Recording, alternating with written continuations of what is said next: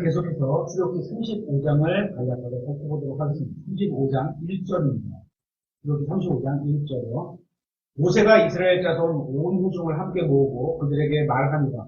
주께서 명령하사 너희가 행하게 하신 말씀들이 이러하니라. 엿새 동안은 일할 것이나 일곱째 날은 너희에게 거룩한 날이요 주께 안식하는 안식일이 되시니 누구든지 그날에 일하는 자는 죽일지니라. 누구에게 얘기한 거죠? 너희에게. 너희가 누구죠? 이스라엘 백성에게. 우리가 앞에서 살펴봤듯이 이 말씀에 의하면 현재 안식일을 기록된 그대로 지킨 사람은 아무도 없습니다. 율법에 의하면 안식일을 지킨다는 것은 안식일에 자신만 일하지 않으면 되는 게 아니라 안식일을 범하는 사람을 죽여야 하는 것도 포함되기 때문입니다. 그래야 그것이 안식일을 지킨 겁니다. 그렇기 때문에 현재 율법을 대표하는 안식일을 지켜서 구원받는다는 이런 주장을 하는 교회들은 비성경적인 것을 믿는 겁니다. 그래서 율법으로 번역한 영어 단어는 law입니다. 즉 법률입니다. 하나님께서 이스라엘 자손이 유대 사회 전체를 지키라고 주신 법률인 겁니다. 우리나라 사람들이 지켜야 할 헌법과 민법과 형법 등등이 있는 것처럼 하나님께서 이스라엘 민족에게 지키라고 주신 법률이 율법인 겁니다. 물론 개개인에 관한 내용도 다루고 있지만 이스라엘 국가 사회 전체를 다루고 있는 법입니다. 그 중에는 일부 조항에서 종교적인 내용을 담고 있는데 그것을 하나님께서 통치하시는 신령 국가이기 때문입니다. 그러나 그때나 지금이나 이스라엘이 아닌 다른 나라에서는 이것을 지키는 것은 사실상 불가능한 겁니다. 그래서 3절입니다. 너희는 안식일에 너희 거처 전역에서 불을 피우지 말지니라. 모든 노동을 쉬는 완전한 안식을 누리라는 겁니다. 안식일을 지키려면 완벽하게 지켜야 그게 의미가 있는 겁니다. 야고보서 2장에서 그렇게 말씀하셨어요. 한 율법을 지키다가 한 종목이라고 어기면 다 어긴 거와 마찬가지다. 이런 말씀하시는 거죠. 안식일에 대한 종교인들의 생각과 안식일의 주인이신 예수님의 생각은 차이가 있었습니다. 한번 찾아볼까요? 마가복음 2장 23절입니다. 마가복음 2장 23절. 그러니까 본질을 놓치고 글자에만 묶여서 종교 생활하고 있는 그런 걸 말씀하시는 거죠.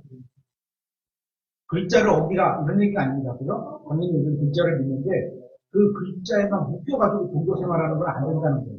그게 의미하는 바를 이해하고 그에 맞춰서 살아가야죠. 마가복음 2장 23절. 그분께서 안식일에 밭 사이로 지나가실 때 그분의 제자들이 가면서 곡식 이삭을 따기 시작하며 굉장히 배고팠나 봐요. 시작하며 바리새인들이 그분께 이르되 보시오 저들이 어찌하여 율법에 어긋나는 것을 안식일에 행하나이까 하니 그분께서 그들에게 이르시되 다윗이 공궁에 처하여 자기와 함께한 자들이 시장할 때 행한 일을 너희가 결코 읽어본 적이 없느냐? 그가 대제사장 아비아달 시대에 하나님의 집에 들어가 보여주는 빵, 곧 제사장들 외에는 먹으면 율법에 어긋나는 빵을 먹고, 율법에 어긋난 거예요, 그죠? 먹으면 안 되는 거예요, 다른 사람들은. 근데 어긋나는 빵을 먹고 자기와 함께한 자들에게도 주지 아니하였느냐 하시고, 또 그들에게 이르시되 안식일은 사람을 위해 만들어졌으며 사람이 안식일을 위해 만들어지지 아니하니 본질이 더 중요한 게 사람이라는 거예요. 사람에게 뭔가 유익이 되려고 안식일을 준 거지 사람이 안식일에 종속돼서 살라는 그런 의미가 아니라는 거죠. 28절. 이러므로 사람의 아들은 또한 안식일의 주이라 했습니다. 여기 주는 안식일의 주인이 있습니다. 이런 거죠. 예수님의 제자들이 안식일에 밭 사이로 지나갈 때 배가 얼마나 고팠는지 곡식 이삭을 따서 먹기 시작했습니다. 바리새인들이 볼 때 이건 안식일을 어긴 겁니다. 율법에 의하면 다윗과 함께한 청년들이 먹은 빵은 제사장만 먹어야 하는 것이니까 율법에 어긋난 것은 맞습니다. 하지만 그렇게 허락하신 이유가 있는데 율법을 만드신 목적이 사람을 위한 것이라면 율법으로 사람을 얽어매는 것이 아니라는 겁니다. 그와 같은 이유로 안식일에 대한 본질도 사람을 위해서 만들어진다는 겁니다. 그러니까 사람이 하루 쉬면서 주님과의 교제를 가지라고 주셨다는 겁니다. 주님은 안식일을 만드신 주님이신데 그 하루를 안식하면서 주님의 은혜를 깨달아 알게 되고 주님께 경배와 찬양을 드리게 하려는 목적으로 주신 겁니다. 근데 제자들은 어떻겠죠? 그분과 함께 교제를 하고 나가는 중이었기 때문에 예수님과 함께 있는 그 자체가 찬양과 경배거든요. 그러니까 먹을 수 있었던 거예요. 본질을 흐리지 않는다는 거예요. 그렇게 먹었던 거예요. 계속해서 출애굽기 35장 4절입니다. 모세가 이스라엘 자손 온 회중에게 말하여 이르되 주께서 명령하신 것이 이러하니라. 이르시기를 너희는 너희 가운데서 주에게 드릴 헌물을 취하라. 누구든지 마음에서 자원하는 자는 주의 헌물을 가져올지니 주의 헌물이에요. 너희 헌물이 아니고 하나님께서 너희에게 주신 헌물. 헌물이 주님께 속해 있다는 그런 얘기죠. 가져올지니 그것들은 곧 금과 은과 록과 청색과 잠석과 주홍색 실과 고운 아마실과 염소털과 붉게 물들인 순양 가죽과 오소리 가죽과 스팀나무와 등장 기름과 등장 기름 부음에 쓸 기름에 넣는 향료와 향기로운 향에 쓸 향료와 줄만호 보석들과 대복과 통째에 올릴 보석들이니라. 여기서는 주님께 헌물을 드리는 것과 관련해서 중요한 두 가지를 말씀하고 있습니다. 이것은 신약 성경에서 말씀하신 진리와도 일치하는 것을 볼 수 있습니다. 첫 번째는 주님께 헌물을 드릴 때는 자원하는 마음으로 드려야 한다는 겁니다. 이것은 주님께 무엇인가를 드리려는 문제에 있어서 가장 본질적인 문제입니다. 신약과 구약 공통적으로 자유롭게 드리는 것을 굉장히 중요하게 강조하고 있습니다. 찾아보겠습니다. 고린도후서 8장 12절입니다. 고린도후서 8장 12절.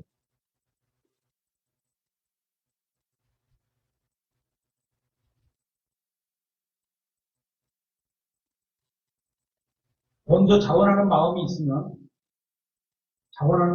되는 거예요. 억지로 하지는 말아야 되죠.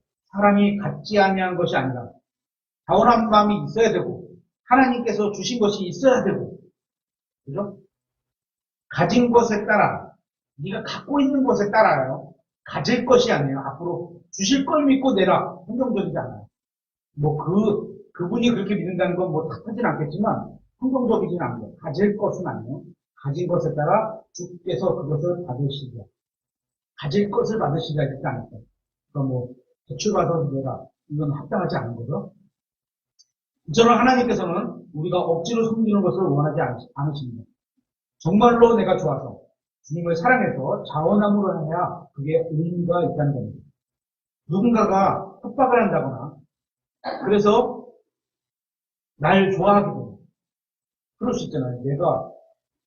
누군가가 이 사람을 막 협박해. 근데 그 사람이 날 좋아해. 이게 무슨 의미가 있는 거예요? 협박을 받아서 좋아하는 건 의미가 없다는 거예요. 그죠? 진정한 사랑이라고 볼 수 없습니다. 자원해서 주님을 섬기는 것, 이것이 주님을 섬기는 데 있어서 가장 중요한 첫 번째 원칙입니다. 두 번째는 주님께 드릴 수 있는 것은 돈으로만이 아니라는 겁니다. 지금은 대부분 돈으로 드리면 우리 교회는 좀 다르죠, 그죠? 교회마다 저희가 음식으로 주님의 몸된 교회를 섬기려고 갖고 오시잖아요, 그죠? 그 똑같은 거죠. 우리는 주님께 경배드리는 공간에 함께 모이기 위해 장소가 필요한데 여기에 도움이 될 만한 것을 자원하는 마음으로 가져와서 주님께 드려야 하는 겁니다. 우리가 모이는 건물은 교회가 아닙니다. 또한 장소도 교회가 아닙니다.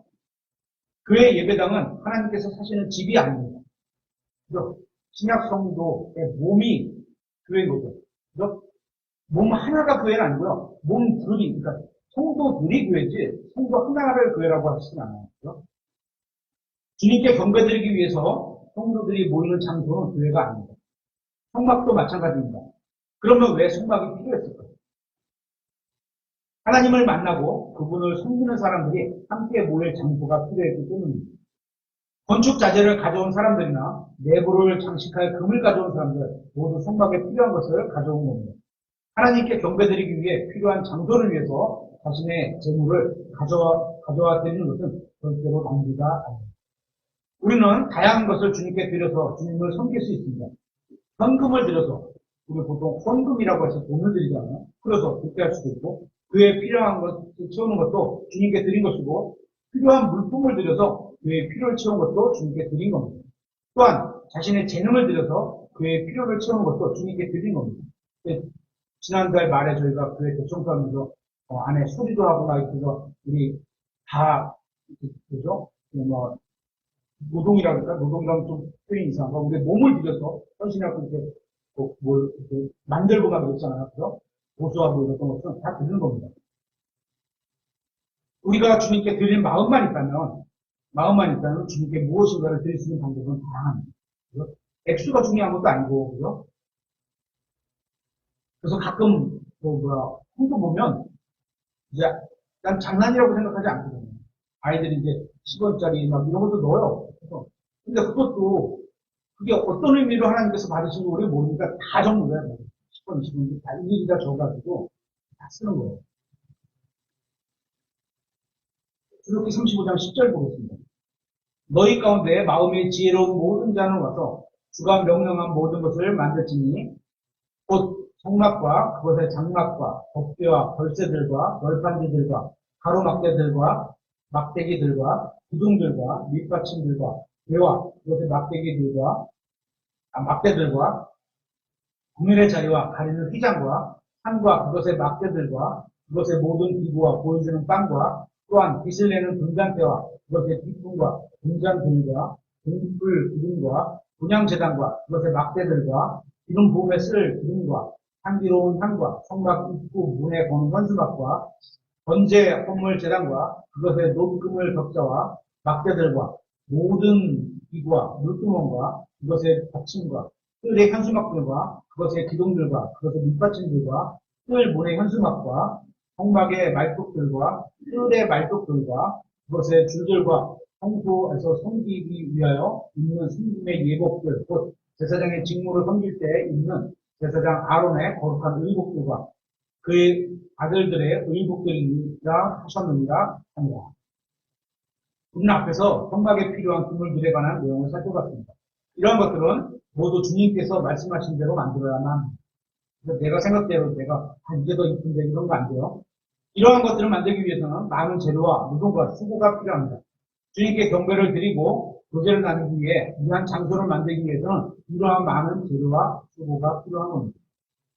주님께 경배를 드리고 교제를 나누기 위해서 깨끗하고 편안한 장소를 마련하기 위해서는 누군가의 이런 수고와 희생이 필요한 겁니다. 우리는 이러한 희생과 수고를 감내한 사람에게 감사해야 하고 또한 우리도 그런 수고에 동참해야 하는 겁니다. 어떤 분들은 장소가 뭐 그리 중요하냐 필요 없다 이런 분들도 있습니다. 무교회주의자 이런 사람들도 있고 장소가 없어요. 그러면 어떤 뭐 돌아가면서 예배를 드리잖아요. 그런 어떤 목회를 하시는 분들도 있고 집회를 하시는 분들도 장소가 정말로 중요하지 않을까요? 확실한 건 크고 화려하고 비싼 장소를 고집할 필요는 없다는 겁니다. 그냥 우리가 모이기 편하고 깨끗한 장소는 필요한 것이고 이건 나쁜 게 아닙니다. 가족들이 생활하는 공간이 가능하면 깨끗하고 적당한 크기라면 더럽고 불편한 공간과는 비교가 안 되는 겁니다. 이처럼 하나님의 가족이 모여서 교제를 나누는 공간으로서의 건물이 필요하다고 생각합니다. 이건 고가라든지 비싼 걸 말하는 게 아닙니다. 우리 교회의 재정으로 감당할 수 있는 정도 안에서 우리에게 필요한 적절한 크기와 충분한 깨끗하고 편안한 공간이면 되는 겁니다. 사실 이 정도 우리 지금 이렇게 쓰는 이 정도 공간에서요. 이게 이제 시내로 나가잖아요. 그럼 저희 거에 거의 2배는 약간 안 되고 한 1.8배 정도 돼요. 그 정도로 여기가 지금 저렴한 거예요, 저희가. 공간이 나쁘지 않으면, 예를 들어서 저희가 뭐 어떻게 될지 모르지만, 홍보수가 좀 많아져서 여기가 꽉 찬다 그러면, 위에를 더 얻는 게 훨씬 더 이득이 돼요.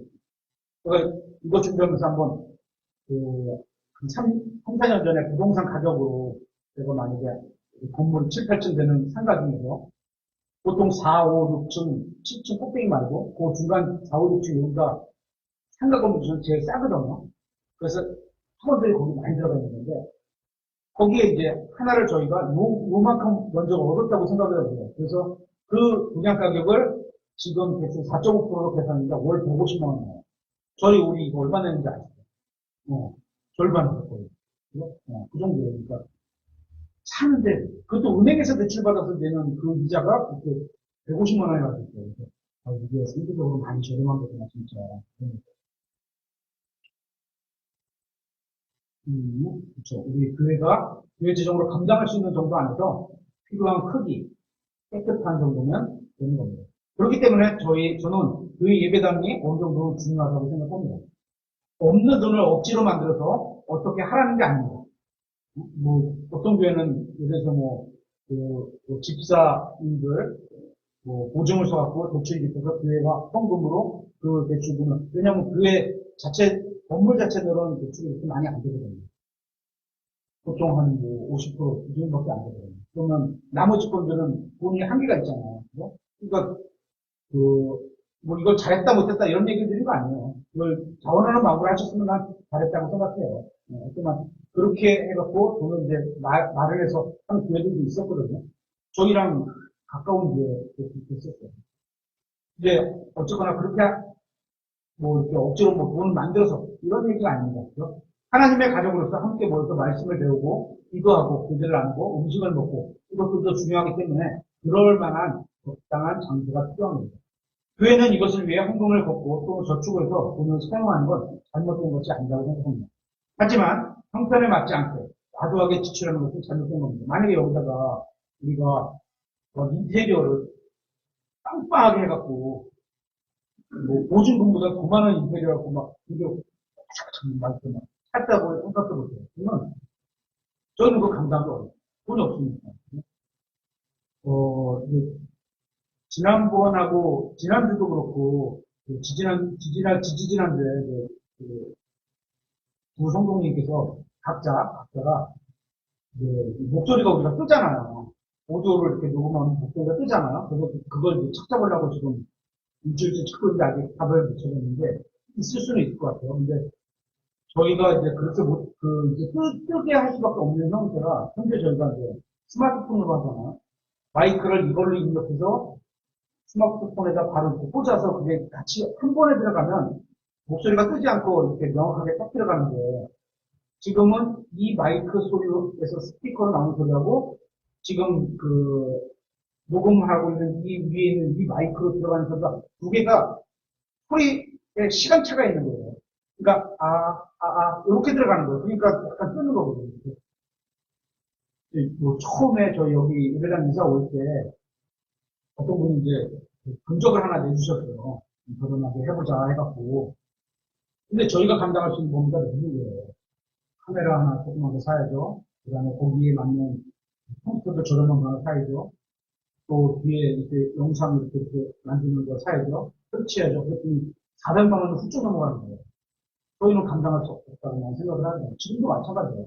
저는 그게 지금 이게 뜨니까 불편하긴 하죠. 분명히 불편해요. 제가 들어도 불편한데 최대한 이걸 빨리 다른 방법을 찾아서 저희가 할 수 있는 재정 안에서 효과 있을 만큼 다른 데서 쓰는 것만큼 완벽하지 않아도 그렇게 해서 쓰려고 지금 생각 중입니다. 재정은 그렇게 되는 거고요. 이게 왜 이렇게 이쪽으로 안 되는지만 하여튼 그렇죠. 그래서 우리의 재정을 틈틈이 모아서 예를 들어 지금 저희가 비상금이라고 해서 약간씩 저축을 하고 있잖아요. 얼마나 저축될지 모르지만 그런 것들도 틈틈이 모았다가 나중에 예배당을 조금 더 커지거나 아니면 문제될 때 필요할 때 쓰려고 하는 그런 일이라고 생각합니다.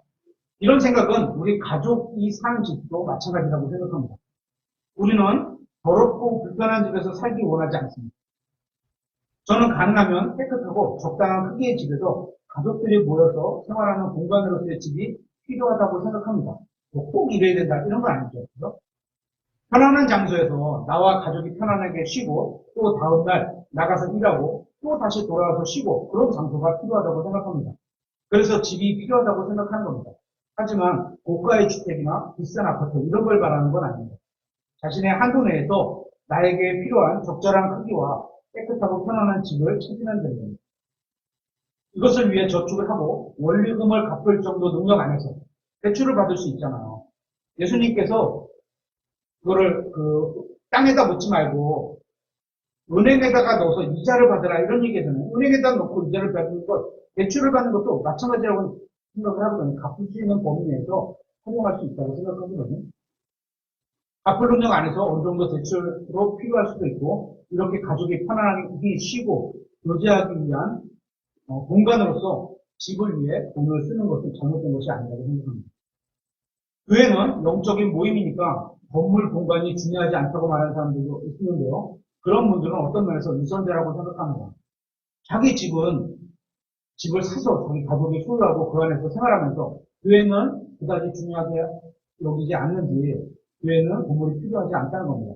이건 제가 봤을 때는 이중적인 자세고 이렇게 다른 것 같지 않습니다.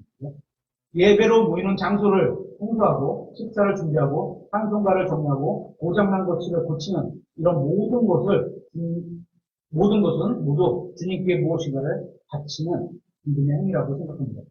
이 세상에는 두 부류의 사람들이 있습니다. 주는 사람과 받는 사람입니다. 은설이는 주는 게 많아요? 받는 게 많아요? 아, 그래요? 주는 게 좋아요? 받는 게 좋아요? 아유, 그런데 주는 것만 항상 하는 사람도 있고 받는 것만 항상 하는 사람도 있고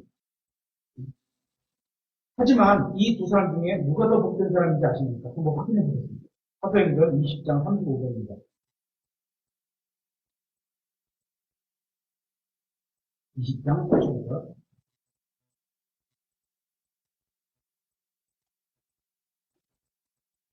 목소리가 녹음돼서 들어갈 수 있게 음성이가 크게 이거 읽어주시겠습니다.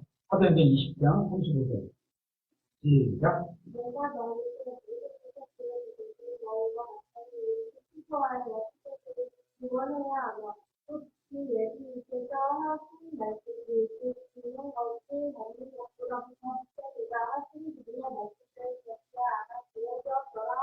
네, 감사합니다. 저보다 훨씬 잘 읽어요. 주는 것이 받는 것보다 더 복되다. 그럼 받는 거는 어떻게 된 거예요? 복된 거예요. 그죠? 근데 이 덧자를 하나고 빼버리면 어떻게 되는지 아세요? 받는 게 복된지 아닌지 알 수가 없어요. 그죠? 그래서, 개혁 성경을 쓰시는 분들은 이 덧자가 없어요. 그래서 주는 것이 받는 것보다 복되다. 이렇게 돼 있거든요. 그러면 받는 것은 불편한 거야. 이게 받는 게 복이 되는 건지 안 되는 건지 모르는 거죠. 하지만 받는 거야 복되는 거예요. 하지만 주는 거는 더 복된 거예요. 그러니까 예수님이 이 세상에서 제일 더 복된 분이잖아요. 모든 것을 다 주셨잖아요. 생명까지 주셨으니까. 주는 사람이 더 복된 겁니다. 계속해서 출애굽기를 보겠습니다. 출애굽기 35장 20절입니다.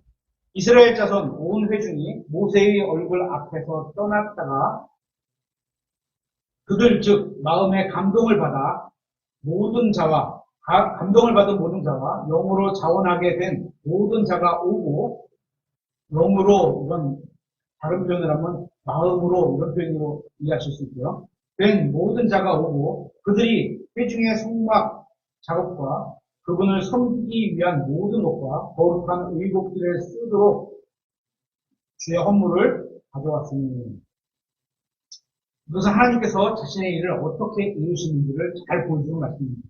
하나님께서는 마음에 감동을 주셔서, 그죠? 하나님의 말씀을 통해서, 아, 이게 내 일인가 보다. 이렇게 느끼게 하시는 거죠. 감동을 주셔서 영으로 자원하는 사람의 손길을 통하셨습니다. 하나님께서는 지금도 이런 사람을 찾고 계시는 겁니다. 하나님의 일을 하고자 하는 마음을 갖고 있는 사람. 하나님의 일을 하겠다고 사모하는 사람. 하나님의 일을 사모하는 마음으로 간절히 원하는 사람을 통해서 하나님은 사역을 이루십니다. 주님의 일을 하기 위해서 영으로 자원해야 합니다. 주님의 일을 하게 하기 위해서 사람을 위협하시거나 협박하거나 의지에 반해서 강제로 쓰시지는 아니다는 겁니다. 주님께서는 자원하는 마음을 가진 사람을 찾으시고 그리고 쓰셨습니다. 그러면 제가 이렇게 말하면 어떤 사람은 요나를 말하면서 요나는 하기 싫었는데 억지로 니네에 가게 하신 거 아니냐 이런 말을 합니다. 그러면 요나가 왜 처음에 니누에로 가서 말씀을 선포하기를 거부했는지 그 이유를 생각해 볼 필요가 있습니다. 자신이 원하지 않는 대상에게 하나님께서 말씀을 전하게 하셨던 겁니다. 그게 마음에 들지 않았던 겁니다. 대상이 마음에 들지 않았던 거예요. 요나가 하나님의 일을 하는 것, 말씀을 전하는 것, 그 자체를 싫어했던 게 아닙니다. 자신의 생각과 달라서 좀 거부를 했던 겁니다. 대상이 다른 거예요. 그죠? 마치 과거에 우리나라가 일제강점기 시대에 지금도 일본 사람으로 치를 떠시는 분들이 있죠. 그때 그 어떤 폭력을 당했거나, 그런 지금 살아계신 분들 있잖아요. 그런 분들은 치를 떨겠죠. 그죠? 그런 느낌이에요. 그죠? 강점기 시대에 일본 사람들이 우리나라를 괴롭혔었는데요. 그런 일본 사람들에게 가서 복음을 전하라고 하니까, 그 대상이 싫었던 겁니다. 그런데 하나님께서는 요나의 이런 태도가 잘못되었다는 걸 깨닫게 하시고, 그래서 자신의 생각을 버리고 하나님의 일을 하게 된 겁니다. 요나는 하나님의 일을 하는 게 싫었던 게 아닙니다. 이처럼 하나님의 일은 항상 자원하는 사람을 통해서 이루신 걸 볼 수 있습니다. 출애굽기 35장 22절입니다. 곧 자원하는 마음을 가진 남자들과 여자들이 다 오고 그들이 팔찌와 귀걸이와 반지와 납작한 보석과 모든 금보석을 가져왔더라. 선물을 드린 모든 사람이 주께 금으로 선물을 드리고, 구약에 있는 설교를 쫙 하다 보면 금 드리고 은 드리고 하는데, 난 교회 금 드리라는 설교를 들어본 적이 없어요. 다른 거는 다 드립니다. 그죠? 금송아지를 숭배하던 사람들의 마음이 주님을 섬기기 위해 금을 선물로 드리고자 하는 마음으로 바뀌었습니다. 이 금이 어떻게 썼는데? 금이 어떻게 썼죠? 이건 대단한 변화입니다. 금으로 우상 숭배를 하던 사람들이 같은 금으로 주님을 섬기려고 하는 겁니다.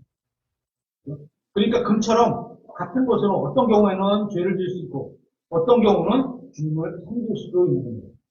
이게 우리의 몸도 비슷합니다. 우리의 몸으로 죄를 지을 수도 있고 우리의 몸으로 주님을 섬길 수도 있고. 하지만 이제는 주님을 섬기기 위해 자원하는 마음으로 금을, 우리의 몸을 주님께 드리고 있어야 하는 겁니다. 23절. 청색과 자주색과 주홍색 실과 고운 아마실과 염소털과 순양의 붉은 가죽과 오도리 가죽이 있는 자도 다 그것들을 가져왔으며 은과 노수로 헌물을 드리는 자도 다 주의 헌물을 가져오고 섬기는 일에 필요한 시킨 나무가 있는 자도 다 그것을 가져왔으며 마음이 지혜로운 모든 여인들은 자기 손으로 실을 자아내고 자기들이 자은 것, 짠 것 갖고 있어요. 쓰레기란 거죠. 자은 것, 즉 청색과 다주색과 주홍색 실과 고운 아마실을 다 가져왔으며 지혜로운 마음에 감동을 받은 모든 여인들은 염소 털로 실을 자아내고 치리자들은 줄망의 보석들과 애복과 총패에 물릴 보석들을 가져왔으며 향유와 또 등불 기름과 기름 부음에 쓸 기름과 향기로운 향에 쓸 기름을 가져왔습니다. 우상 숭배하는 사람들의 마음에 큰 변화가 일어나는 겁니다. 이제는 주님을 섬기려는 일에 관심을 두기 시작했습니다. 모든 사람이 같은 일을 한 것은 아니지만 모든 사람이 주님을 섬기기 위한 무엇인가를 하고 있는 것을 볼 수 있습니다. 그러니까 주님을 위해서 자신의 것을 사용해서 주님의 일을 하고 있는 겁니다. 이들은 각각 주님께서 자신에게 주신 것을 가지고 주님을 섬기고 있는 겁니다. 우리 신약교회 성도들도 이렇게 주님을 섬겨야 합니다. 서로 각자가 다른 선물이 은사죠. 각자에게 주신 은사가 있으니까 선물로 또는 다른 재능을 받은 이유가 있는데 이는 서로 다른 것으로 주님을 섬겨서 서로의 부족함을 채우게 하기 위함이라고 성경은 말씀하고 있습니다. 고린도전서 12장 17절에 만일 온 몸이 눈이면 듣는 곳이 어디냐. 눈밖에 없으면 못 듣죠. 그죠? 온 몸이 듣는 곳이면 냄새 맡는 곳은 어디냐. 귀만 있으면 냄새는 누가 맡아요? 입이 없으면 어떻게 말하고 음식을 씹어요? 그죠? 똑같은 거죠. 골고루 다 있어야 되는 거죠. 하나님께서 그렇게 주셨다. 이렇게 하나님께서는 서로 다른 사람을 부르셔서 서로 다른 재능과 은사를 주셔서 서로 조화를 이루고 서로의 부족한 부분을 채우게 하셨습니다. 그래야 몸 전체에 유익을 얻을 수 있기 때문입니다. 출애굽기 35장 29절입니다. 마음에서 자원하여 가져오기를 원하는 이스라엘 자손의 모든 남자와 여자가 주께서 모세의 손으로 만들라고 명령하신 온갖 종류의 것을 만들기 위해 주께 자원하는 헌물을 가져왔더라. 이 말씀은 주님을 섬기는 일이 얼마나 조화롭게 이루어지는지를 잘 보여주고 있습니다. 모든 사람이 자원하는 마음으로 주님을 섬겼습니다. 남자만 주님을 섬긴 것이 아니라 여자도 주님을 섬겼습니다. 주님을 섬기려는 한 가지 목적을 위해서는 다양한 섬김이 필요한 것을 볼 수 있습니다. 사람들은 자기 생각대로, 자기 마음대로 주님을 섬긴 것이 아니라 주님께서 명령하신 대로, 말씀하신 대로, 성경에 기록된 대로 주님을 섬겨야 했습니다.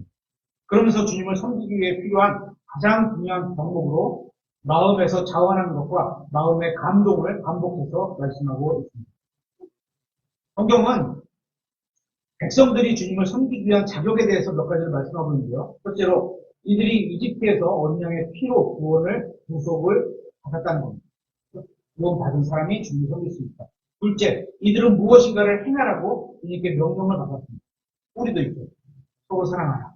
부모를 공경하라. 그런 거 있죠. 셋째, 이들은 주님을 섬기기 위해 자신의 것을 자원해서 드리려는 마음을 가지고 있었습니다. 그러니까 내가 주님이고 주님께서 나에게 주신 것을 내가 다시 돌려드리는 그런 마음이 있는 거예요. 다 나만을 위해서 쓰지는 않아요. 넷째, 이들은 주님을 제대로 섬길 수 있도록 지혜를 받아서 지혜로운 마음을 갖고 있었습니다. 다섯째는 이들은 실제로 행할 수 있도록 마음속에 능력을 받았습니다. 그러니까 머릿속에 알고 있는 것 뿐만 아니라 그거를 행할 수 있는 능력까지 있는 거예요. 마음이 필요하죠, 거기는. 이런 사람이 주님을 섬긴다면 열심히 일할 거고 불평이 없을 거예요. 하나님께서 주신 은혜로 구원받아서 은혜로 선물로 이런 거 갖고 섬기니까. 출애굽기 35장 30절입니다. 모세가 이스라엘 자손에게 이르되 보라 주께서 유다 지파에 속한 훌의 손자요 우리의 아들인 부살레를 지명하여 부르시고 하나님의 영으로 그를 충만히 채우사 지혜와 명철과 지식과 온갖 종류의 기술로 말씀하고 있습니다. 하나님은 자신의 일을 이루시기 위해서 특정한 사람에게 성령님을 통해서 지혜와 명철과 지식을 충만하게 해주십니다. 마귀도 자신의 일을 하기 위해서 특정한 사람에게 마귀적인 생각과 지식을 제공해 주기도 합니다. 만약 여러분이 다른 사람보다 뛰어난 능력을 가지고 있다면 보통 이런 걸 우리는 은사라고 하죠. 재능이라고 하고 그것은 하나님께서 주님을 섬기기 위해서 여러분에게 주신 선물인 겁니다. 이 선물을 가지고 자신을 위해서가 아니라 주님을 위해서 사용해야 합니다. 출애굽기 35장 32절입니다. 정교한 일들을 고안하여 금과 은과 노수로 일하게 하시며 하나님께서는 특별한 일을 하게 하기 위해서 부살레엘에게 특별한 능력을 주신 걸 볼 수 있습니다. 주님께서는 그에게 지혜와 명철과 지식을 주셨을 뿐만 아니라 정교한 일을 하게 하는 능력도 함께 주셨음을 볼 수 있습니다. 그러니까 그 일을 할 수 있는 모든 것을 다 주신 거예요. 마음만 있으면 돼요. 33절 보석들을 깎아 물리고 나무를 새겨서 온갖 종류의 정교한 것을 만들게 하셨으며 부살레엘은 주님께서 주신 특별한 능력을 가지고 우상을 만드는 데 재능을 사용할 수도 있었지만 그는 자신의 재능과 은사와 탤런트를 주님을 섬기는 데 사용하는 것을 볼 수 있습니다. 주님께서 주신 재능은 주님을 섬기는 데 사용할 때 그 재능이 정말 진가가 아니가 되는 겁니다. 주님께서 우리 모두에게 주님을 섬길 수 있는 재능과 탤런트를 주셨습니다. 그거는 자신이 찾아야죠. 보통 남이, 그 사람이 그거 잘하는, 예를 들어서 우리 박준영 선생님 같은 경우는 피아노를 같이 치잖아요. 그죠? 특별하게 배운 적도 없는데, 그런 재능은 우리가 보고, 선생님은 그런 의사가 있구나라는 걸 서로 인정하는 것이에요. 이것은 우리가 이것으로 주님을 섬기고 교회를 세워가야 하는 겁니다. 주님을 섬긴다. 주님의 몸된 교회를 섬긴다. 교회를 섬긴다. 이걸 다른 표현을 하면 교회에 속한 사람들을 섬기는 겁니다. 사람들을 섬긴다는 것은 사람들이 하나님 앞에서 말씀으로 바로 설 수 있도록 도와주는 겁니다. 슬프고 위로운 일이 있을 때, 어려운 일이 있을 때 위로해주고 격려해주고 함께 있어주고 들어주고 이런 것도 다 그런 거죠. 사람을 섬기는 게 어떤 행위로 국한할 수는 없지만 기본적으로 어떤 사람이 예수 그리스도 안에서 바르게 서서 믿음으로 살아갈 수 있도록 그 사람을 도와주는 겁니다. 어떤 사람이 아파서 병원에 갔는데 가족들이 오지 못하고 있어요. 그러면 그 시간을 채워서 내가 시간과 내 몸을 들여서 옆에 가서 앉아서 지켜주는 거예요. 그런 거.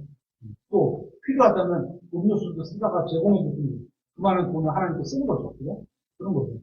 예를 들면 어떤 사람이 구원받지 않았다면 하나님의 말씀을 통해서 구원받을 수 있도록 복음을 들려주는 것도 그런 거고 그렇게 해서 예수님을 소개시켜주는 겁니다. 만약에 구원받은 사람이라면 하나님 앞에서 하나님을 바르게 섬길 수 있도록 말씀 안에서 도와주는 겁니다. 로마서 12장 1절에 이렇게 되어 있습니다. 그러므로 형제들아 내가 하나님의 긍휼을 힘입어 너희에게 간청하노니 너희는 너희 몸을 거룩하고 너희 생각을, 너희 영을 일단하고 너희 몸을 거룩하고 그러니까 더럽고 악하고 이런 데 쓰면 안 되는 거예요. 우리 몸을 막 꾸미면 안 되는 거예요. 하나님께서 받으실 만한 살아있는 희생물로 드리라. 몸을 드리라는 거예요. 뭐, 거점을 태우라는 게 아니고, 어떤 하나님의 일에 자신의 몸이 가서 거기에 쓰이도록 하라는 얘기겠죠? 그것이 너희의 합당한 섬김입니다. 합당한 섬김이거든요. 하나님께서 우리에게 큰 긍휼을 베풀어 주셨습니다. 우리는 우리의 몸을 살아있는 희생물로 주님께 내어드려야 합니다. 주님께서는 우리의 몸을 강제로 빼앗지 않으실 겁니다. 강제로 주님을 섬기는 것은 주님께서 원하시는 분들이 아니기 때문입니다. 구원받은 모든 사람은 주님을 섬길 수 있는 재능과 달란트를 받았습니다. 주님을 섬길 수 있는 능력이 없는 사람은 아무도 없습니다. 어떤 분이 있어요. 그렇기 때문에 여러분은 주님의 영광을 위해서 여러분의 은사와 재능을 사용해야 하는 겁니다. 마지막 절입니다. 34절, 35절. 출애굽기 35장, 34절, 35절입니다. 또 그의 마음속에 능력을 주사 그와 한 지파에 속한 아히사막의 아들 아홀리압이 가르치게 하시고 마음의 지혜로 그들을 충만하게 채우사 온갖 종류의 일, 곧 숙이는 자와 정교한 기술자와 황색과 버드색과 주홍색 실과 고운 아마실로 수놓은 자와 옷을 짜는 자와 그 어떤 일이라도 하는 자와 그 어떤 일이라도 하는 자와 또 정교한 일을 보완하는 일을 하게 하셨는데 모든 일을 다 할 수 있는 능력을 다 주신 거예요. 하나님께서는 가르칠 수 있는 능력도 마음에 넣어주셨습니다. 그러니까 교회에서 하나님의 말씀을 바르게 가르치는 건 가르치는 자의 마음에 속한 문제라는 겁니다. 하나님께서 그렇게 가르치는 걸 주셨는데 안 사용하면 그건 자기 마음의 문제예요. 어떤 식으로 하든지 주일학교를 섬길 수도 있고 저도 신학원 나오고 나서 첫 번째 2년 동안 갔던 교회에서는 그냥 전송도가 얼마 안 됐으니까 전송도를 상대해가지고 말씀을 가르치고 선교하고 이랬고 두 번째 같은 교회는 자리가 이제 잡혀가는 교회였기 때문에 거기서는 주일학교를 맡아서 그랬었거든요. 그런 거죠. 그렇기 때문에 세상에서 굉장히 똑똑한 사람이라도 하나님의 말씀을 가르치지 못하는 사람들도 있습니다. 누구죠? 스님인가? 요한복음 강해? 로마 사람인가? 누구죠? 스님인가 누구 있잖아요. 요한복음 강의했다는 그런 스님이가 있었어요. 기억이 안 나는데. 하지만 그건 진짜 바른 영으로 하는 게 아니고 지식적으로만 가르칠 수 있어요. 하지만 그 마음 안에 하나님의 마음을 가지고 가르치면 또 다른 거예요. 마음에 속한 일이라는 것은 영적인 일을 말하는 겁니다. 그래서 영적 전쟁이라고 하면 우리 마음에서 일어나는 하나님과 나와 내가 싸우는 그런 상태가 되는 걸 영적 전쟁이라고 하면서 주님을 위해서 주님의 몸된 교회를 위해서 은사와 재능과 달란트를 사용해야 합니다. 또한 자신이 받은 말씀을 다른 사람에게 가르쳐줘서 그들이 또 다른 사람을 가르칠 수 있게 해야 하는 겁니다. 디모데후서 2장 1절하고 2절을 찾아보겠습니다. 마지막 구절인데요. 책으로 디모데후서 2장 1절부터 2절.